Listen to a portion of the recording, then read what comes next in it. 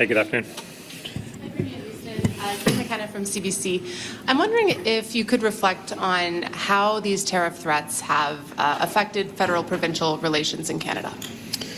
I think the impact of the tariff situation, the whole negotiation, it's a really hard thing for Canadians. Obviously, Canadians are galvanized, and I would definitely say that it has it's brought the federal government and the provincial governments, I would say, closer together. It's really, we all see the opportunities that we have before us to make for a stronger country. We're all pushing in that direction. So we've had some really positive meetings today and over the last couple of days, actually.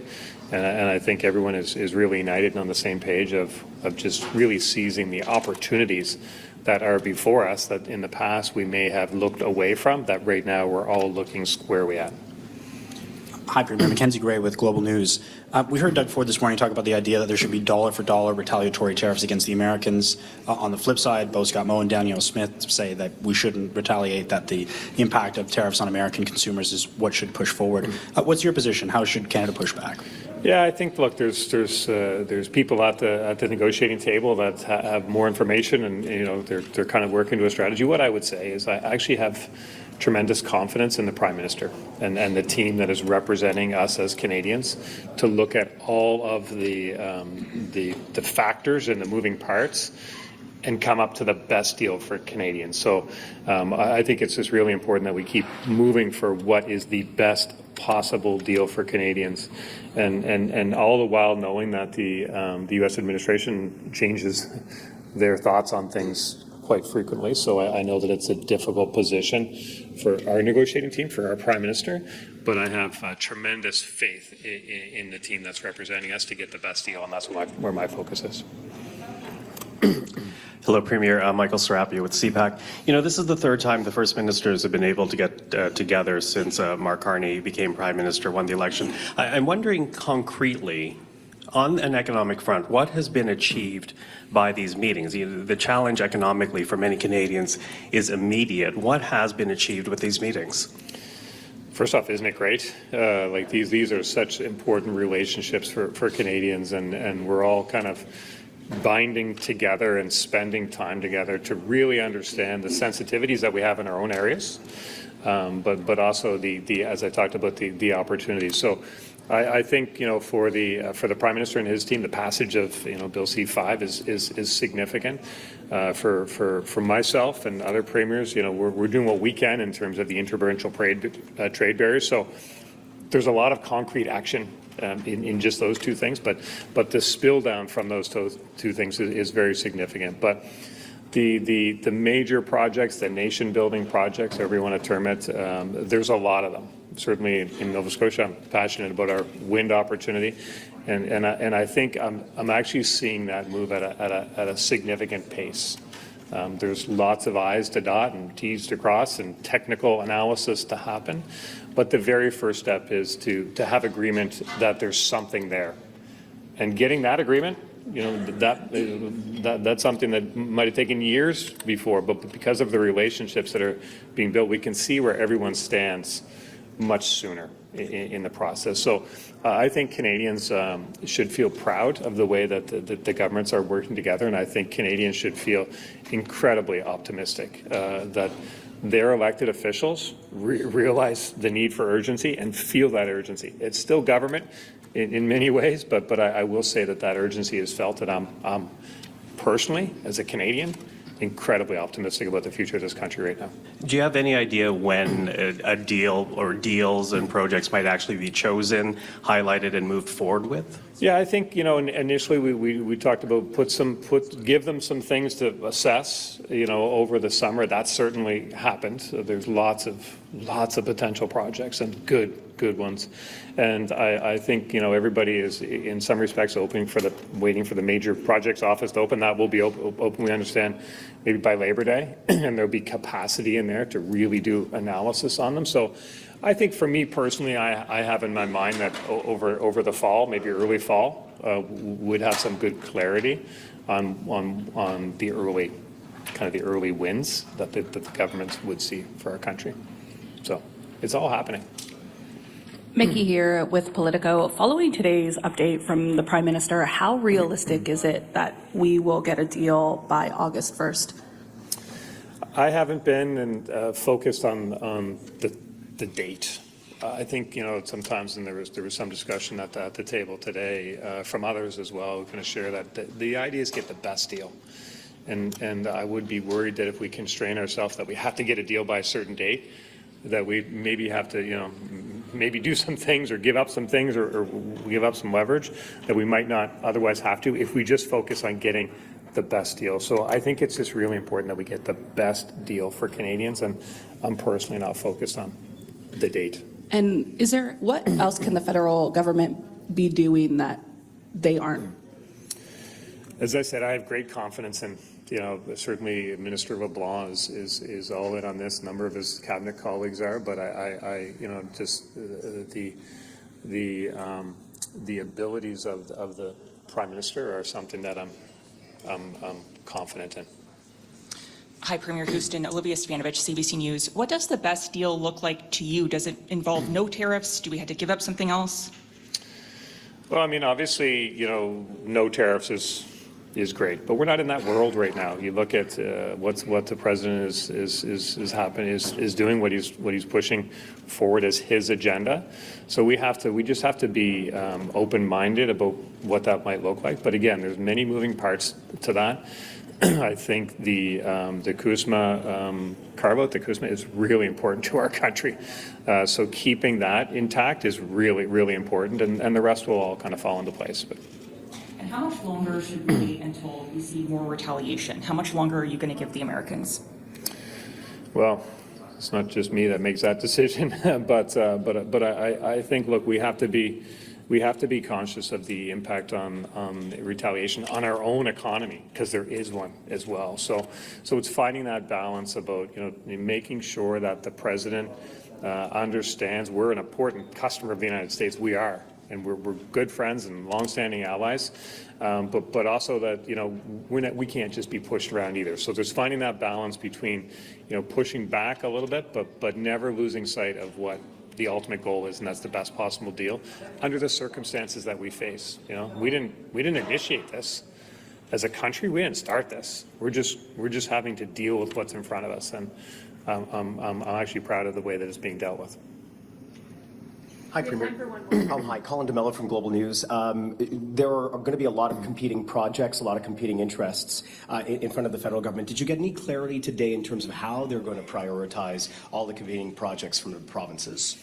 It wasn't like everyone has the best project. I know Wind West is the best project in the energy like that, but others feel that theirs is the best. So, but this will be the major projects office will be looking at impact on national GDP. We'll be looking at the best bang for the buck for the country. So I know they'll have their criteria there that they'll assess it, and it'll be up to us as the advocates for these projects to make our case. So I know that I have some work to do and to build out my business case, and others do as well. But I think as a country, we should feel good about the opportunity that is before us, because it is very significant.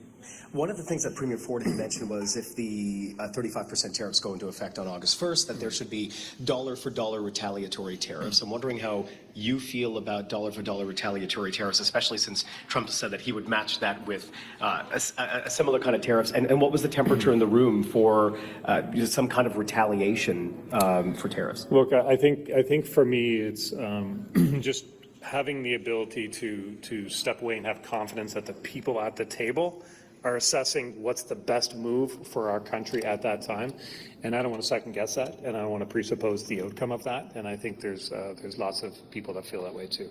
But I have confidence in the Prime Minister and the negotiating team to get the best deal for the country under very difficult circumstances. So I'm conscious of that as well. So I don't want to presuppose what that deal looks like, but just that we have confidence that we're, as a country, being represented in the best possible way. And I feel that way right now.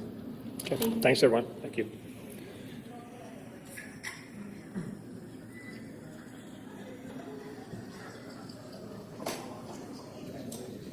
Premier Eby. Hello, everyone. Great to see you. It has been a productive set of meetings already for British Columbia. we had the opportunity to sign some agreements with Yukon, with Manitoba and Ontario about getting rid of internal trade barriers, making life a little bit more affordable for Canadians, getting Ontarians access to that high-quality British Columbia wine. Lots of great things to celebrate. Working with the Yukon to electrify that territory and help them grow their economy. Lots of great projects on the go. Had the opportunity with the Prime Minister to discuss projects of significance and importance to British Columbia, like the northwest of our province, the mining opportunities that are there.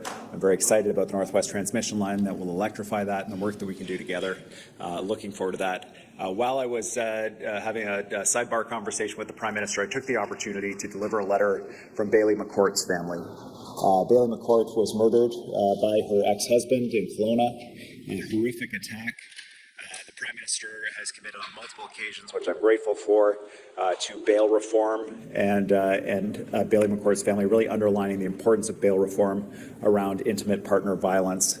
In my opinion, and I know an opinion shared by many Canadians, there's a special place in hell for men that murder and attack their spouses or girlfriends, and ensuring that they stay behind bars and are not released to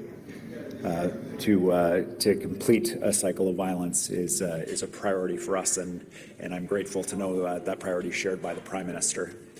Finally, I'd like to take a moment to reflect on the comments of the American ambassador recently appointed about his support for the President's comments that Canadians are mean and nasty because we are boycotting American liquor and refusing to travel to the U.S. while they attack our sovereignty and threaten our economy through the President. Obviously, if you're a mean and nasty Canadian for standing up for our sovereignty and our economy and our jobs, well, I think most Canadians would be proud to be considered mean and nasty. But to be blunt, Americans are our friends, our colleagues, and family members in many cases. And the remarks the ambassador delivered were delivered at a conference, the Pacific Northwest Economic Region Conference. We've worked in close partnership with those states for many, many years on flood mitigation, economic growth, the Cascadia Corridor. It's grown our economies. We've all benefited from it. It's an example of why we have no interest in being mean and nasty. We want to be in partnership with the Americans, and we need the President to understand the benefits that flow from working in cooperation. So with that, happy to take your questions and look forward to our conversation here. Hello, Premier Eby. Michael Serapio with CPAC. Earlier today, we saw your colleagues from Saskatchewan, Alberta, and Ontario announce a memorandum of understanding to work towards energy corridors, pipelines. And in that news conference, both the premiers of Saskatchewan and Alberta talked about the northern BC coast, saying it presents the best opportunity to get oil to global markets. And they also called for, once again, the dropping of a number of regulations that includes the tanker ban off the BC coast. I'm wondering, given that this is the third time that the premiers, the first ministers have come together, whether you are now more open to dropping that ban, giving the support towards that, and exploring the possibility of a pipeline to the BC coast up north. Well, I mean, let's look at what's happening in BC's north around energy. We have the first shipment of LNG from BC's coast. Will make a material difference in Canada's GDP, the largest private sector investment in Canadian history. The proponents are looking at a second phase right now. In terms of traditional energy projects, we also have Cedar LNG and Sileson's LNG that are reaching final investment decision or are in construction. So there are major energy projects that are happening that will also benefit Alberta in BC's north.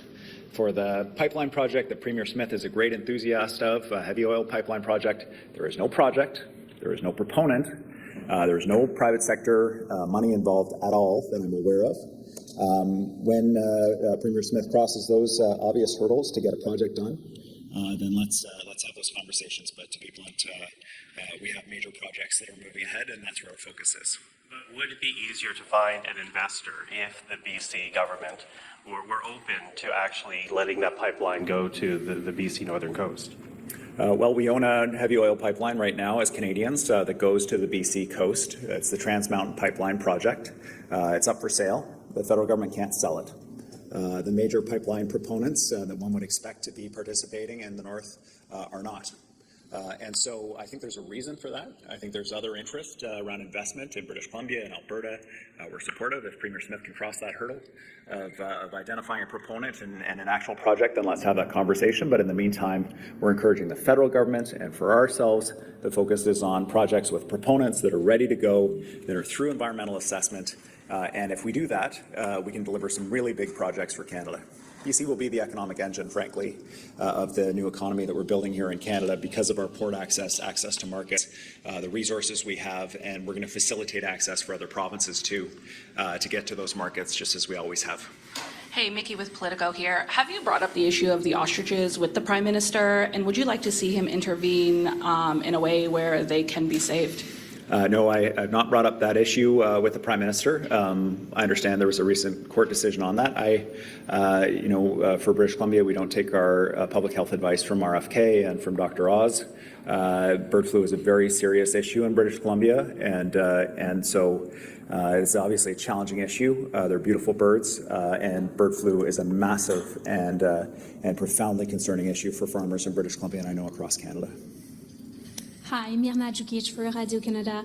About the MOU signed with Ontario on free trade, can you tell us a little more about what concretely will change and what timelines are we working with?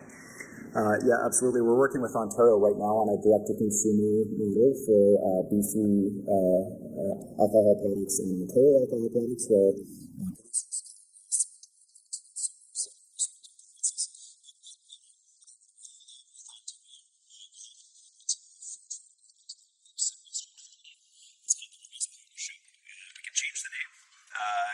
If Ontario wants to come on board, but this is an agreement that's in place, has established standards, is working for provinces, allows us to maintain standards around safety for workers and other protections that are necessary while facilitating free trade.